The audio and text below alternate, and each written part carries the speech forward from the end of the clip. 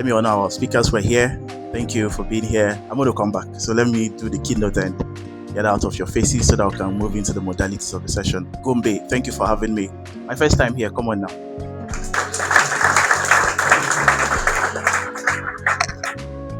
And I wish I was the one delivering the welcome address so that I can tell a lot of stories.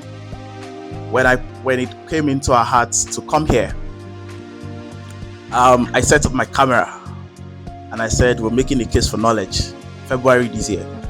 And I said, Benue, Gombe, somewhere in the southwest, and Abuja. That announcement came with questions like, Gombe, with plenty question marks. But I must tell you, this is going to be one of our best editions because the energy in the room is warm. And take it like a solemn consolation. I will be back. I will be back. By God's grace, I will be back. I won't mind. Thank you so much. My job here is quite a very difficult one. It's about crystallizing and compressing a vision that only me understood, people are getting to understand, and the world will eventually understand. It's about compressing a thought that is difficult to interpret in few words. It's about articulating in clear terms the true essence of what knowledge can do to a man, what knowledge can make of a man, and what knowledge can make a man become. So I stand before you as a testament to the fact that knowledge is powerful. And if you do not understand that, that is why I am here. Because my job is to help you understand what would be the locus and the focus and the true essence of a man if knowledge did not exist. So what would be our state, our truest state, if knowledge does not exist? And I'll share a few things with us as I advance that thought. The first is the fact that it will become crystal clear that we do not have an advantage. It means that the true essence of our lives will be limited and reduced to the functionality and the excellence of our background. It means that your life will be a testament of where you were born, the kinds of exposure you had, what you were fed with, and that is limited, as it were. Because when we look at the core of the environment some of us were raised in, it is not enough motivation as to give us global possibility and even vision. When some of us think the fact that the message on our lips can transverse and go beyond where we are, some of us cannot believe it. Because your environment can be your jurisdiction of operation, but it's too little and too fickle to be your motivation. And if you didn't get that, I'm going to say it again, that your environment may be your jurisdiction of operation, current jurisdiction of operation, but it is too small to be your ultimate motivation, because your intent may be to start local, but there's a global possibility. And that's why I believe that Gombe is only a pilot to global possibilities. There's a young man somewhere in this room. Yes, it's a good place to clap.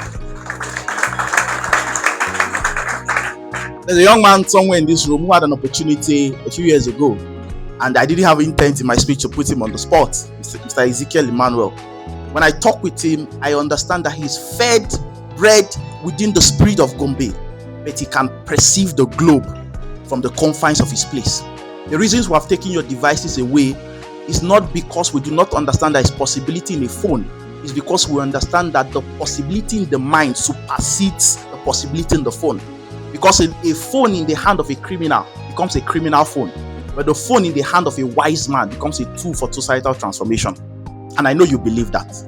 And it is that consciousness that I stand upon, that knowledge provides for us an advantage.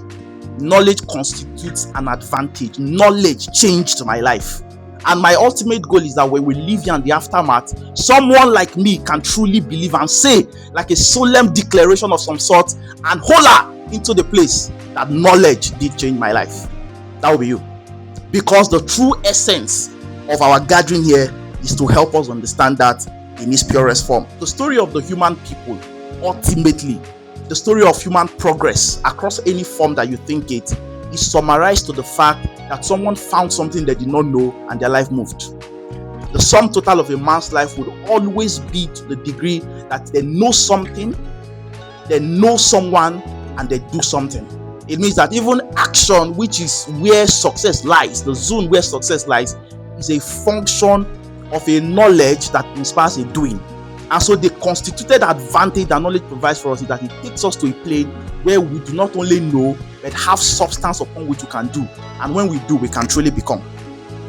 Where there is the absence of knowledge, we are also easy to control. An uninformed mind will be a prey in the hand of anybody who is confident. It means that you will be wowed by confidence, but confidence without direction does not provide a transformed people. So it means, and let me just break the ice a bit. As a university student in Nigeria, high school there, right? I realized that most 100 level classes made one mistake. They chose the loudest and the vibiest person as their course rep. So most of us change course reps in 200 level because loudness does not equal to quality leadership.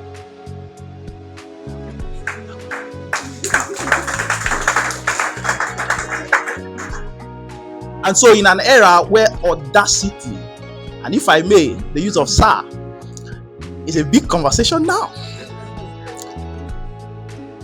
there will be a need to truly redefine the direction to which audacity goes. Audacious at what? Audacious with what? And audacious for what? It means that this energy must be guided with purpose to negate abuse.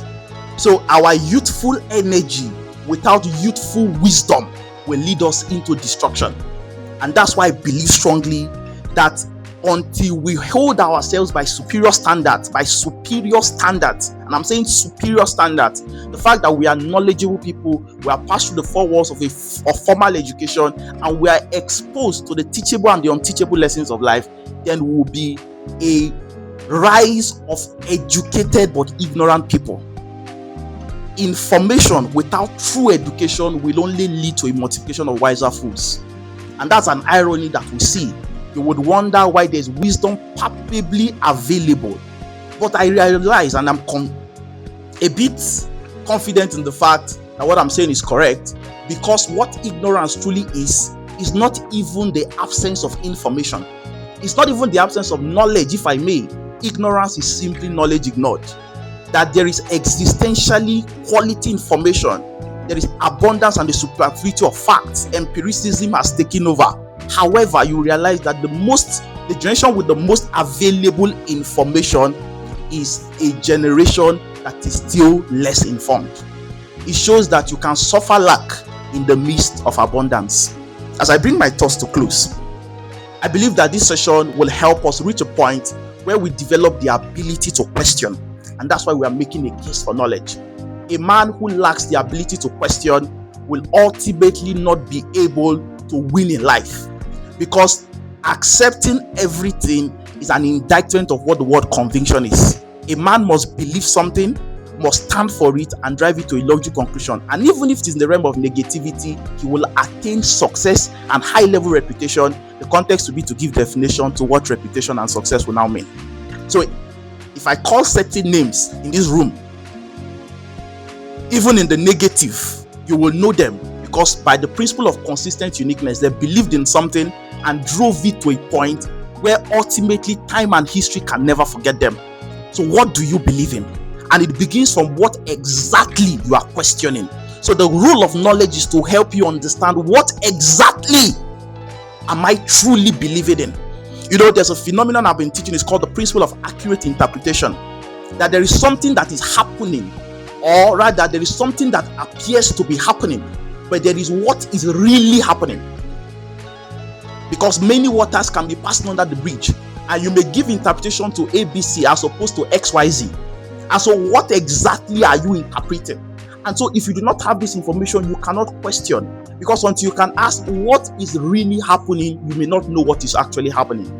Because let me give you a few identities of question as I bring this to wrap. Number one, and probably in definition, that there's something I teach called the law of questioning, that there is an intelligent, there's an answer at the other end of an intelligent and sincere question. And so when you have an intelligent and sincere question, like you are going to ask us in the course of this session, you will always find an answer. But however, questions reveal the quality of your mind. So when I hear the questions you ask me, I know what you are reading. I know who you are. I know the quality of information you are passing out or you are receiving ultimately. I know the environment. So questions will reveal the quality of your mind. questions also reveal the value you place on the person you're asking that question to. And that is very important. And until we can question, we cannot truly go beyond the realm of our background, which is where I began from, and enter into the realm of imagination. Like me, and let this summit be an inspiration to you.